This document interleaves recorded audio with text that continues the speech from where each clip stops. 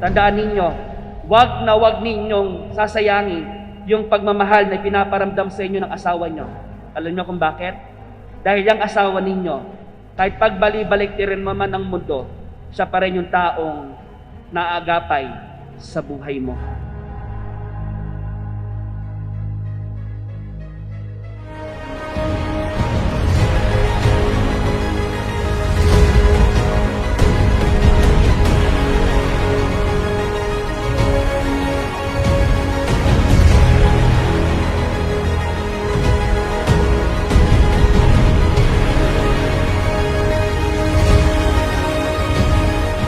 If you want a marriage that lasts forever, it is your choice. Your wedding lasts only today, but your marriage is for the rest of your life.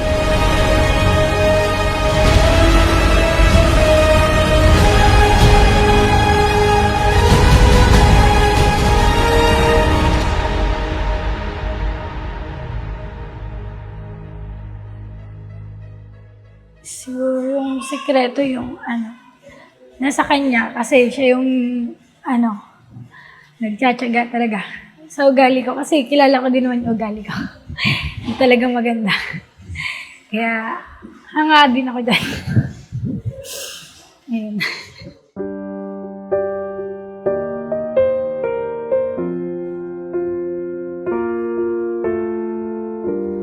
Tea's gone cold, I'm wondering why. Got out of bed at all. The morning rain clouds up my window, and I can't see it all. Even if I Sorry sa mga panahon na wala ako. Hindi ko sila naasikaso. Sorry for me not being there always sa tabi mo. Drank too much last night, got bills to pay. My head just feels in pain. I miss the bus and Ang sarap po kasi talagang alam ko na gusto niya. Napakasalan ako. Yung mahal na mahal ako. Ganun. Kasi ang dami namin pinagdaanan. Akala ko iiwan niya na ako. Kaya ito. Sobrang saya. Kahit dumating kami dito. And I want to thank you for giving me the best day of my life. And just to be with you. Mahal na mahal ko siya. Masaya ko kasi lumantong na kami sa ganito. Pinagkaloob talaga ni Lloyd na mangyari to. Hindi naman to mangyayari kung hindi talaga kami para sa isa't isa. Push the door, I'm home at last, and I'm soaking through and through. Then you handed me a towel, and all I see Sobrang salamat. Mahal na mahal kita. Kasi ito yung pangarap ko. Akala ko hindi na mangyayari. Kasi talagang tigas ng ulo ko. Pero mas pinipili mong magstay at intindihin ako. and I want to thank you for giving me the best day. Lagi mong tatandaan na mamahalin kita. Habang buhay, mamahalin kita. Hanggang kabilang buhay, mamahalin kita magpakailan. Just to be with you is having the best day of my life.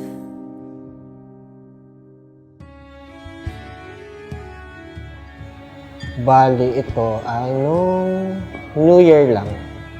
Nasa kami parang New Year's Eve ng family niya. Then, biglang pumasok sa isip ko na parang ito na yung time.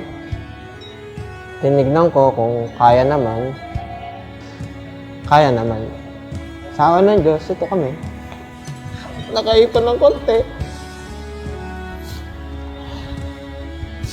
Mahirap pero kinaya.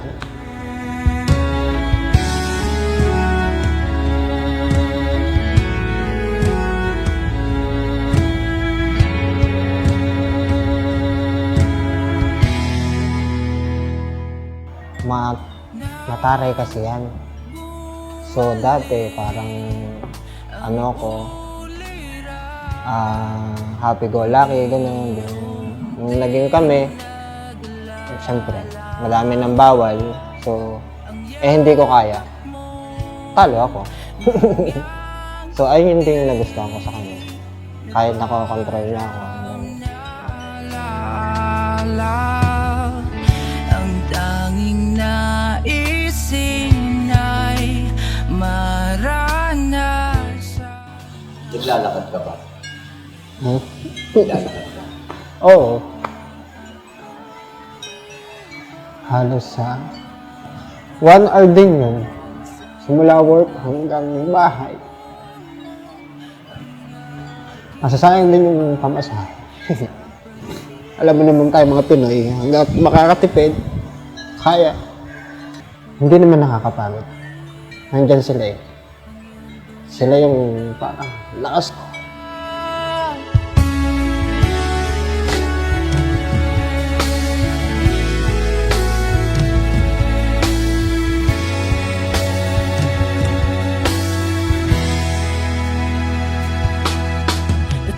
Actually, parang sa side niya yung mas mahirap eh. Hindi sa akin. Kasi siya, nag-aaral, nag-aalaga ng anak, doble yung trabaho niya. Hindi ko na rin iniisip na mahirap yung trabaho ko kasi mas mahirap yung ako. Although malayo lang ako, pero mas mahirap yung kanya. Yung alaala,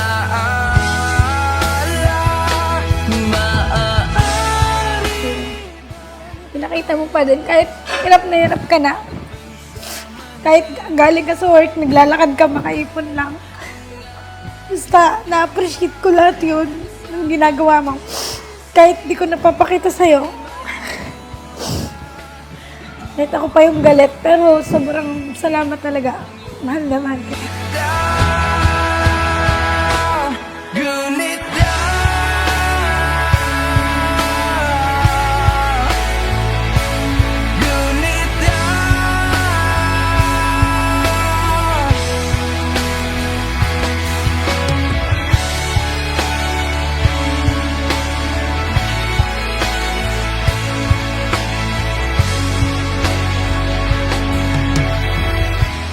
Ayun, bawas-bawasan mo na yung katarayan mo. Yung pagka mainitin mo ng ulo. Pero okay lang, intindi ko naman yun. Parehas naman tayo. Mag-aaral ka ng mabuti. Ikaw nang bahala lagi sa dalawa.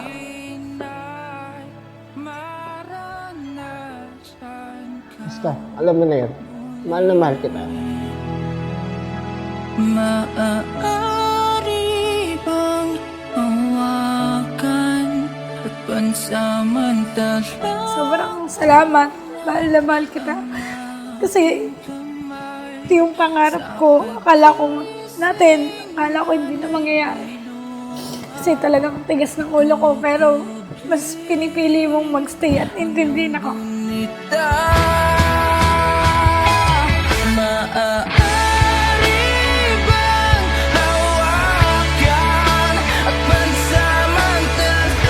Kaya naman Angelica at Jeric, dalangin ko, nawa sa inyong pagtanda, manatili pa rin kayong masaya sa inyong pagkasama. Ano man ang inyong problema, manatili kayo sa isa't isa. At sana masabi nyo sa isa't isa, yes, this is a happily ever after. Gunit